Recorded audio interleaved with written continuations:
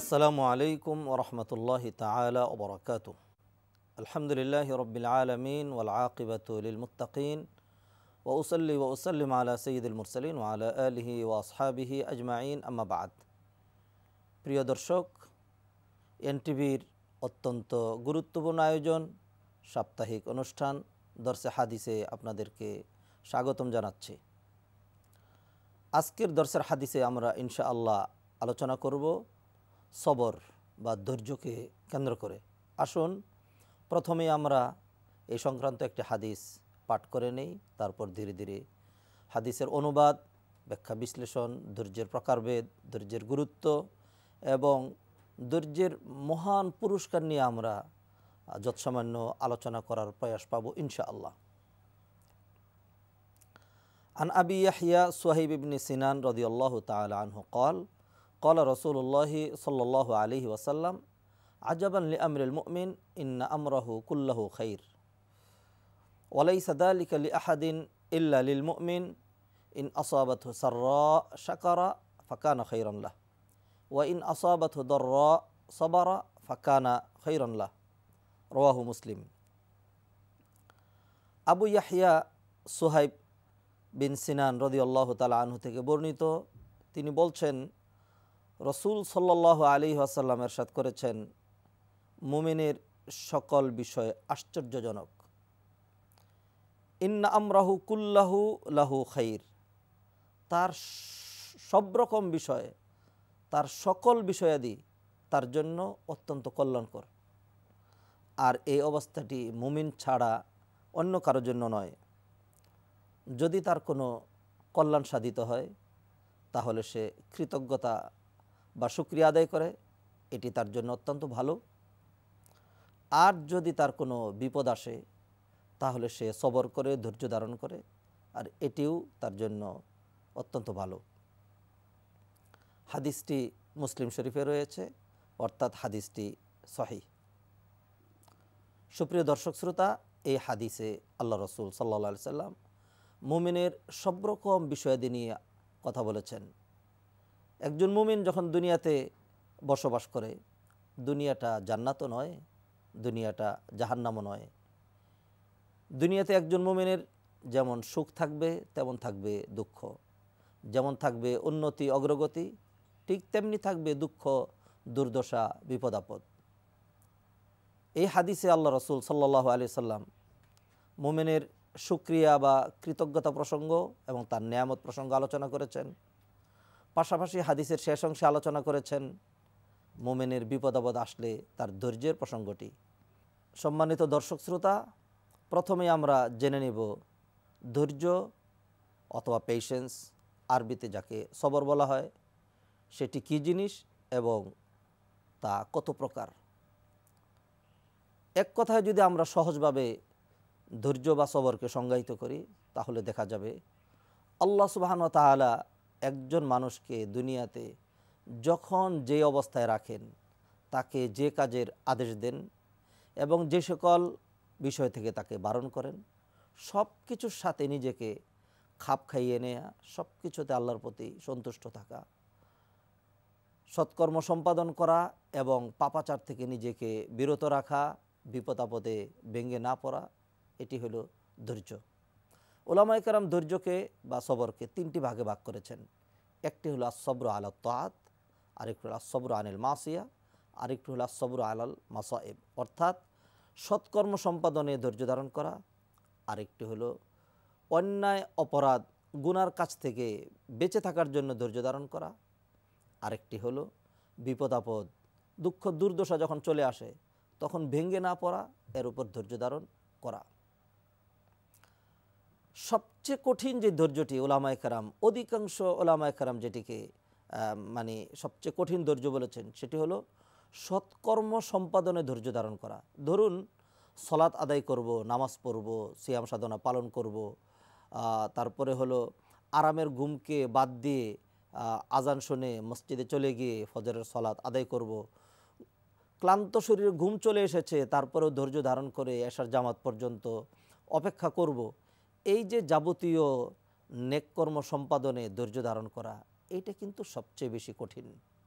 কারণ বিপদ আপদে ঈমান ছাড়াও সাধারণ মানুষ অনেক সময় ধৈর্য ধারণ করতে পারে, কিন্তু সৎকর্ম সম্পাদন করার ক্ষেত্রে ধৈর্য ধারণ এটি আদতেই সহজ নয়, প্রত্যেকের জন্যই কঠিন। এবং দেখা যাচ্ছে যে যারা এই ধরনের বিষয়ে ধৈর্য ধারণ করেন, আল্লাহ সুবহানাহু ওয়া তাআলা তাদের মান মর্যাদা পুরস্কার অনেক বাড়িয়ে দেন। আমরা সৎ কাজে ধৈর্য ধারণের একটি উপমা যদি আপনাদের সামনে তুলে ধরি, তাহলে প্রসিদ্ধ একটি ঘটনা, আমরা সেদিকে শুধুমাত্র ইঙ্গিত করলেই প্রত্যেকেই বুঝতে পারবো যে ইসমাঈল আলাইহিস সালামের সেই প্রসঙ্গটি, যখন ইব্রাহিম আলাইহিস সালাম তার ছেলের কাছে নিবেদন করলেন, বাবা, আল্লাহ আমাকে নির্দেশ দিয়েছেন তোমাকে আল্লাহর রাস্তায় জবাই করে দিতে, অর্থাৎ তুমি বাঁচবে না, তোমাকে জবাই করে দিলে তুমি মরে যাবে, কিন্তু আল্লাহর জন্যে।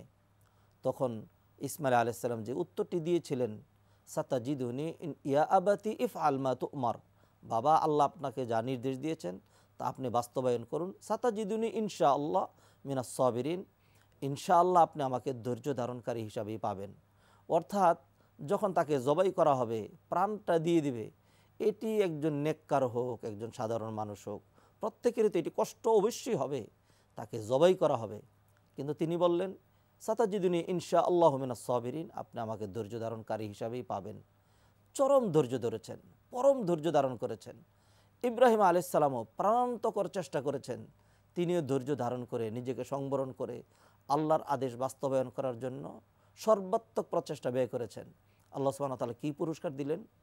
সর্বশেষ ইসমাঈল আলাইহিস সালাম যখন তার জীবনটি ধরে দিলেন, ইব্রাহিম আলাইহিস সালাম তার ছেলেকে কোরবানির জন্য তার সর্বাত্মক প্রচেষ্টা ব্যয় করলেন, আল্লাহ সুবহানাহু ওয়া তাআলা একটি দুম্বার মাধ্যমে ইসমাঈল আলাইহিস সালামকে রক্ষা করে সেটিকে জবাই করে দিলেন, এবং আল্লাহ সুবহানাহু ওয়া তাআলা তাদেরকে বিশাল পুরস্কার দিলেন, তাদের মান সম্মান অনেক বৃদ্ধি করে দিলেন।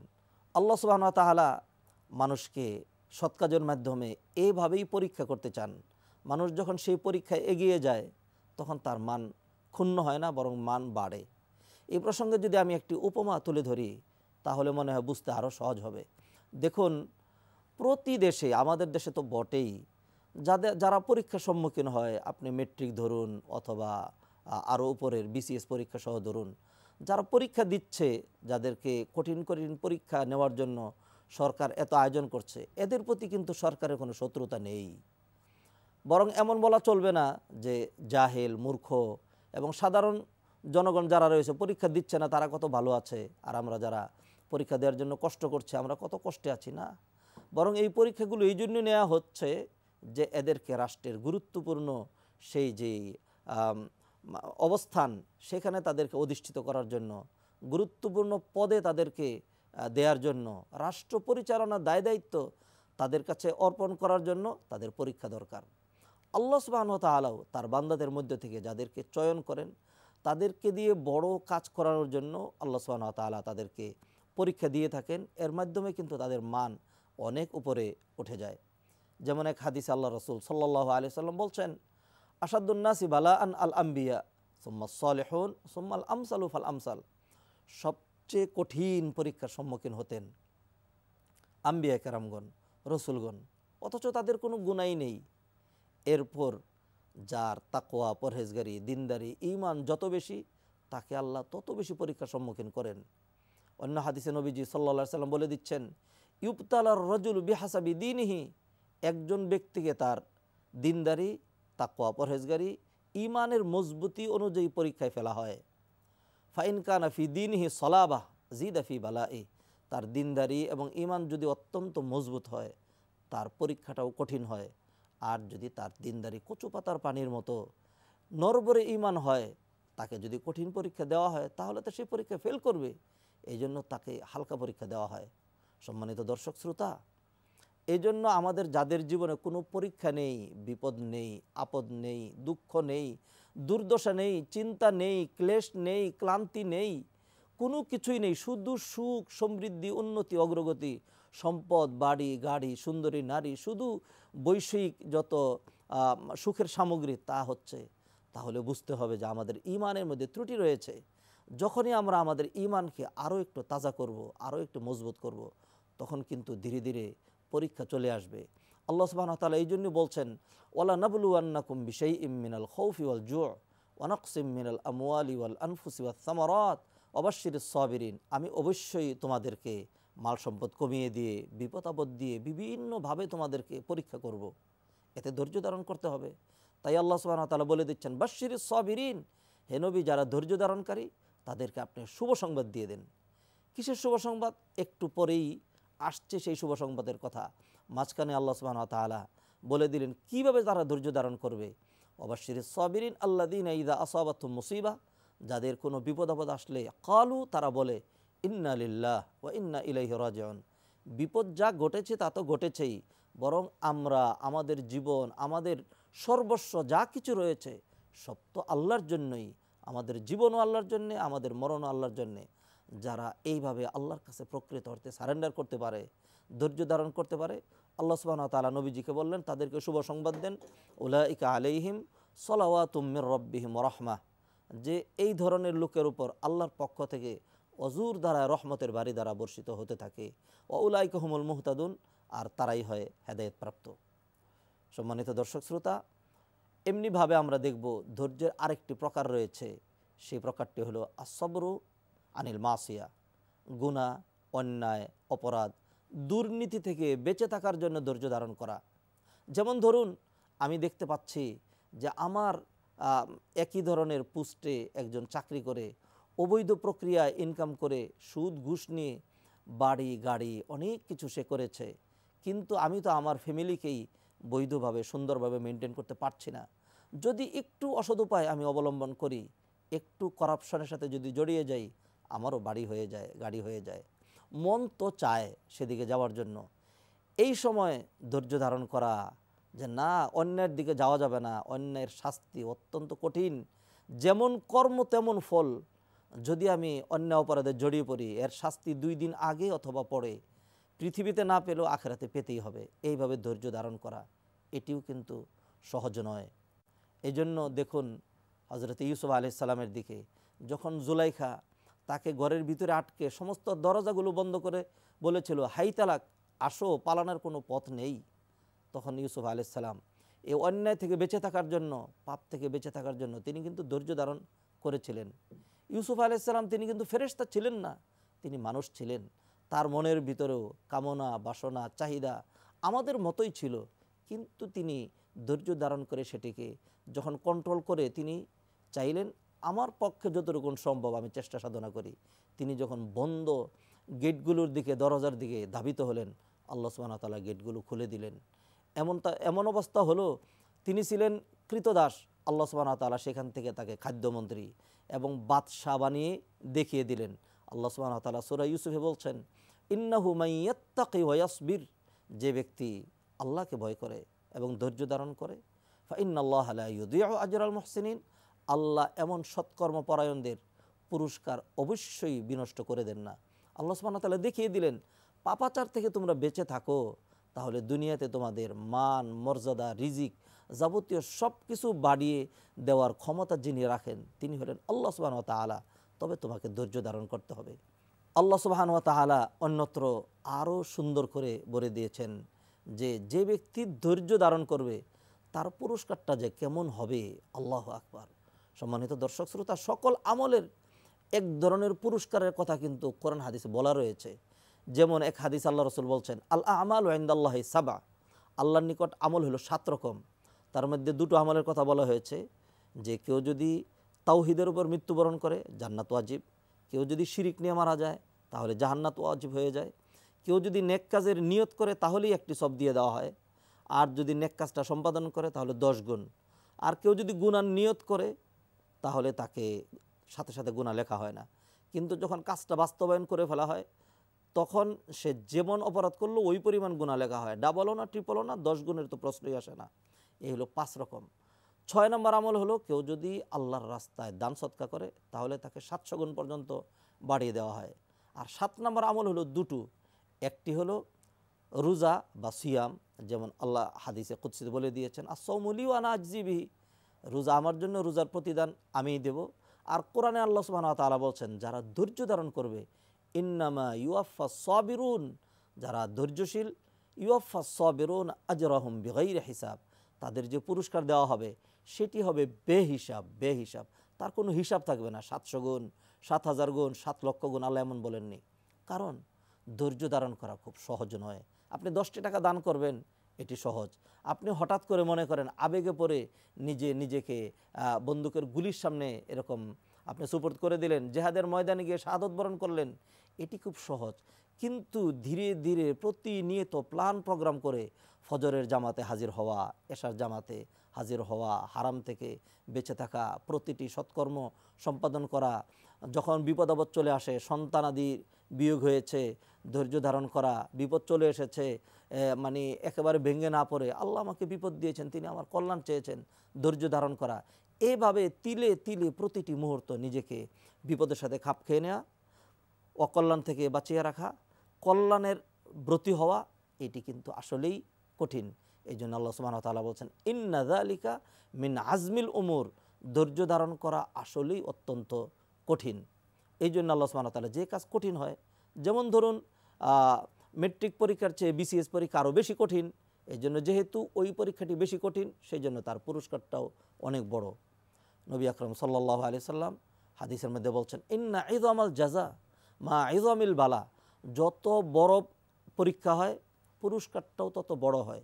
ওয়া ইন্নাল্লাহা ইযা আহাব্বা কওমান, আল্লাহ সুবহানাহু ওয়া তাআলা কোনো জাতিকে যদি পছন্দ করেন, ইবতালাহুম, তাহলে তাকে পরীক্ষা দিয়েই থাকেন, বিপদ আপদ দিয়েই থাকেন। ফামান রাদিয়া, যে ব্যক্তি বিপদে পড়ে আল্লাহর প্রতি রাজি খুশি থাকে, আল্লাহ তার প্রতি রাজি খুশি হয়ে যান। আল্লাহ সুবহানাহু ওয়া তাআলা যদি কারো প্রতি রাজি খুশি হয়ে যান, তাহলে এই রাজি খুশি অথবা আল্লাহর রেজামন্দি, এর চেয়ে বড় আর কোনো পুরস্কার তো নেই। আর কেউ যদি বিপদে পড়ে মানে হতাশ হয়ে যায় অথবা ভেঙে পড়ে, আল্লাহর প্রতি নাখুশ হয়, আল্লাহ তখন তার প্রতি নাখুশ হয়। এই জন্য যে বান্দা, আমি তোমার কল্যাণে তোমাকে বিপদ দিয়ে সামনে এগিয়ে নেওয়ার জন্য বিপদ দিয়েছি, আর তুমি আমার প্রতি নাখুশ হয়ে গেলে, সুতরাং আমিও তোমার প্রতি নাখুশ হয়ে গেলাম। সম্মানিত দর্শক শ্রোতা, সুতরাং মনে রাখতে হবে, আমাকে আপনাকে ধৈর্যশীল হইতেই হবে। ধৈর্য ধারণ করা সহজ নয়। হাদিসে আল্লাহ রসুল সাল্লাল্লাহু আলাইহি সাল্লাম বলেছেন, একজন ব্যক্তি লাইসা শাদীদু বিসুরাহ ইন্নামা শাদীদ আল্লাযী ইয়ামলিকু নাফসাহু ইনদাল গযব, একজন ব্যক্তি কুস্তি লেগে আরেকজনকে আছাড় মেরে ফেলে দিল, এইটা খুব বীর বাহাদুরি কাজ নয়। বীর বাহাদুরি কাজ হলো আল্লাযী ইয়ামলিকু নাফসাহু ইনদাল গযব, যখন ক্রোধ চলে আসে তখন ধৈর্য ধারণ করা। ধৈর্যের অভাবে দেখুন আজকে আমাদের সমাজে সামাজিক অবক্ষয়, নৈতিক অবক্ষয়, রাষ্ট্রীয় অবক্ষয়, প্রতিটা সেক্টরে কীরকম মারামারি, কাটাকাটি, হানাহানি, হত্যা, খুন খারাপি পর্যন্ত হয়ে যাচ্ছে। ধরুন একটি পরিবারের চিত্র, স্বামী স্ত্রীর মধ্যে দুইজন দুই বাড়ি থেকে আসা, যৎসামান্য মনমালিন্য হওয়াই স্বাভাবিক। সেক্ষেত্রে কেউ যদি ধৈর্য ধারণ করতে না পারে, তখনই কিন্তু বিপর্যয় ঘটে যায়। যেমন ঘটে স্ত্রীর দিক থেকে, তেমন ঘটে স্বামীর দিক থেকে। ধরুন মারামারি থেকে শুরু করে এমনকি তালাক, বিচ্ছেদ, ডিভোর্স পর্যন্ত এই ধৈর্যের অভাবে ঘটে যাচ্ছে। আজকে সমাজে যেই খুন খারাপিগুলো হচ্ছে, ধৈর্যের অভাবে হচ্ছে। আজকে সমাজে যেই সুদ ঘুষের সয়লাভ হয়ে যাচ্ছে, ধৈর্যের অভাবে হচ্ছে।